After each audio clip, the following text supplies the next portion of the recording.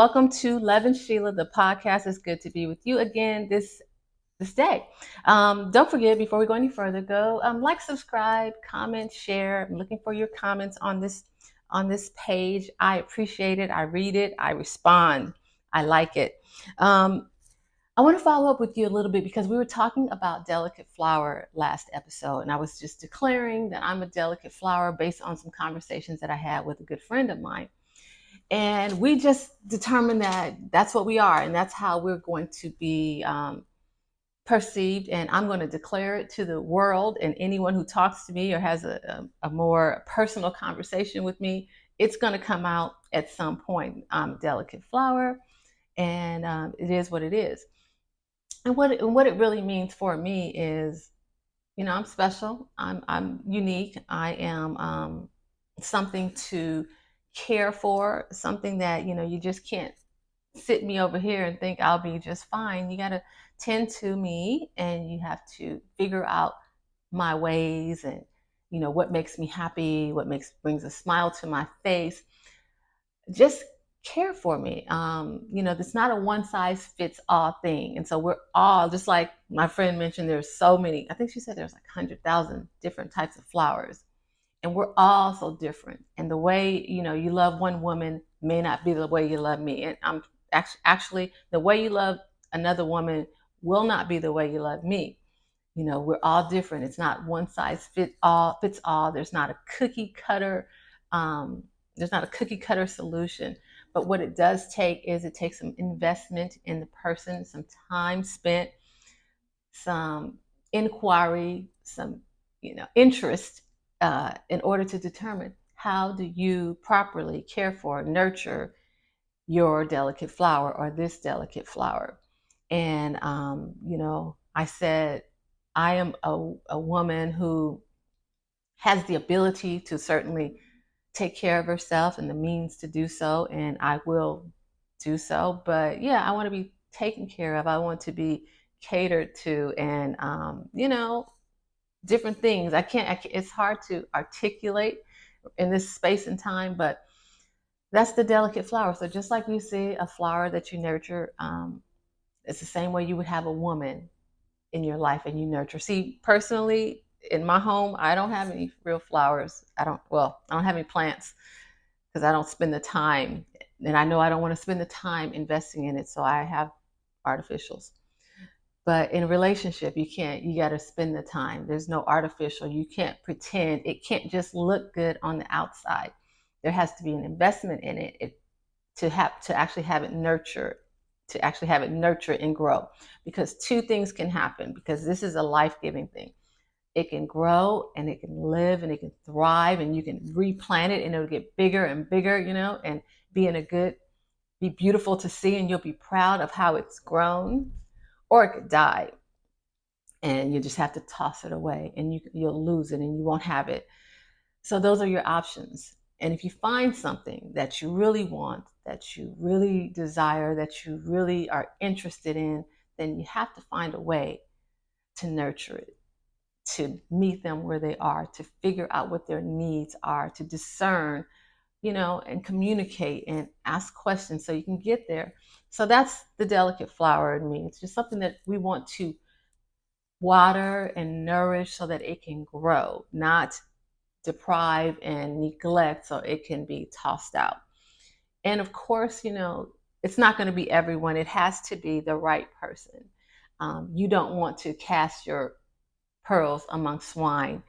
Certainly, everyone's not going to invest to determine how to properly water this delicate flower, or how much sunlight I need, or whatever.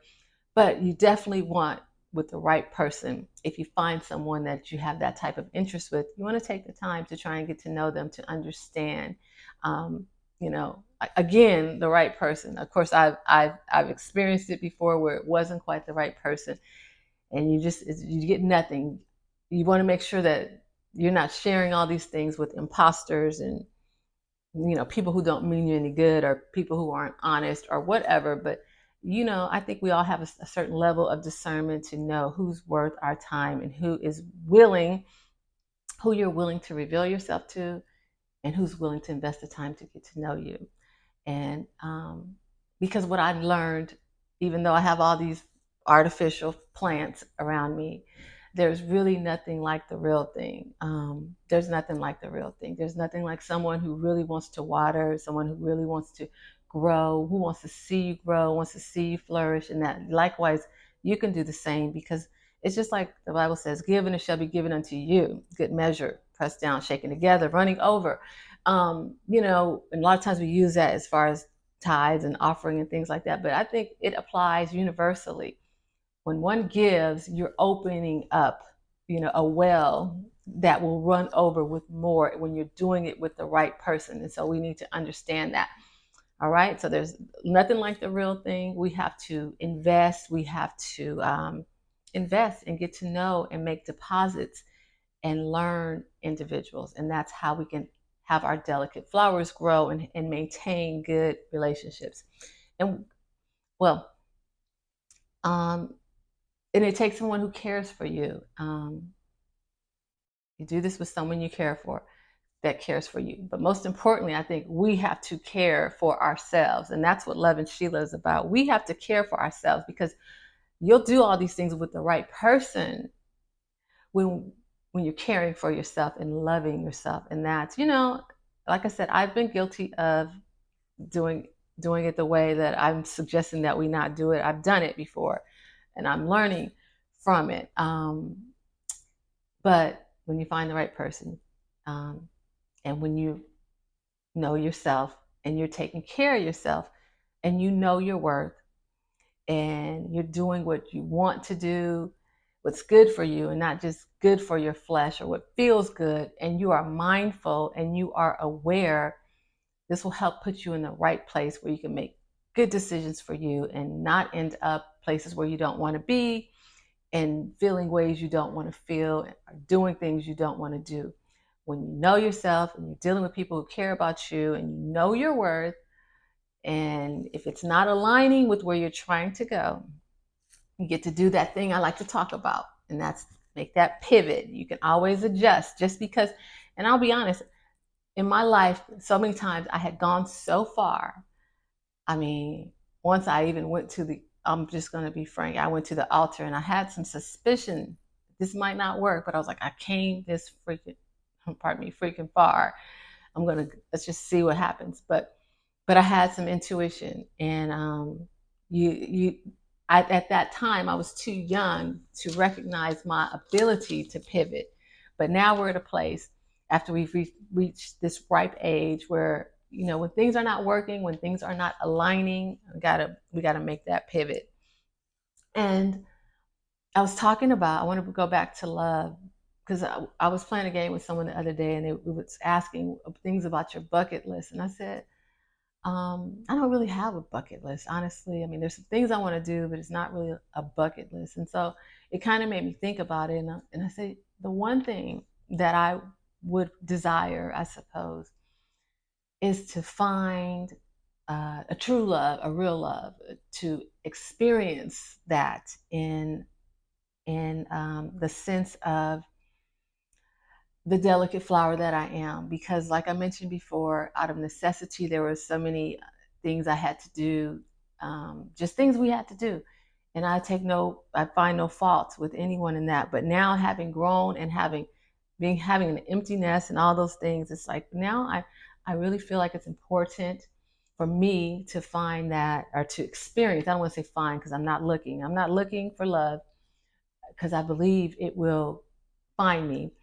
But I do want to experience it. And so that's, I guess, what's on my bucket list. So that made me think back to a message that I did some time ago. And I talked about what love is. And, obviously there's biblically we know, and I'm not going to get into that, but more, I'm going to get into like, nurture. What it was said and what I was reading is nurturing one's spiritual growth. And I like to think of that as the mind, the will, and emotion. Someone who's interested in nurturing you, the delicate flower, your mind, your will, and emotions. Someone who's there for all of it. And it's not just one thing or another. And I'll go back into what Peck determined were the components of love. And so these are some of the things that we're looking for, and we're looking for our relationships to align with. And that's relationships, not only romantic relationships, but friendships, also any relationships are familial. They should have these components. This is a part of love, and that is care.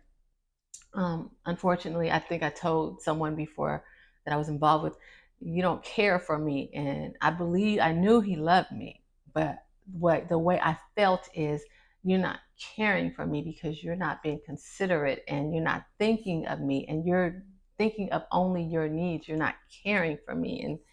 And so now I need to really make sure that whomever is in my life is caring for me, and that's asking me questions, talking to me, finding out where I am. Another component is affection, and then there's recognition, recognizing who I am. I mentioned before, if you don't know who you are, there are a million people out there but willing to tell you and to give you instructions and to give you the manual on who you are. So we have to assert ourselves and know who we are going into our relationship. So, there's no surprises. So, not only they have to recognize you, I just want to say we have to recognize who we are, because then how can you represent who you are if you don't even know who you are? So anyway, recognition is a component, respect, commitment, trust, and open and honest communication. So those are, I think, the 7 attributes of love according to Peck. And I just wanted to reiterate that to you, because as we're walking down our delicate flower, that could help us to identify how to deal with our delicate flower, if we just use some of those. And then those are just like if you're doing an outline, that's like the 1 and the 2 and the 3 and the 4 and the 5. Well, there's 1A, 1B, 1C, 1D. There's a lot of components within those things, within care, within affection. So that's what I want to leave you with today, this delicate flower. Going to go a little bit deeper on that, and just the attributes of getting to know and how to love your delicate flower. And also, if you find yourself in situations where you don't necessarily want to be, understand you always have the ability to assert yourself and pivot. You're in control. Again, like I always say, we're creating the life we want. We're not having it, dictated to us. We're being assertive, and we're creating the life we want on the path we want to be on. Thank you for watching, and I will see you on the next Lovin Sheila, the podcast.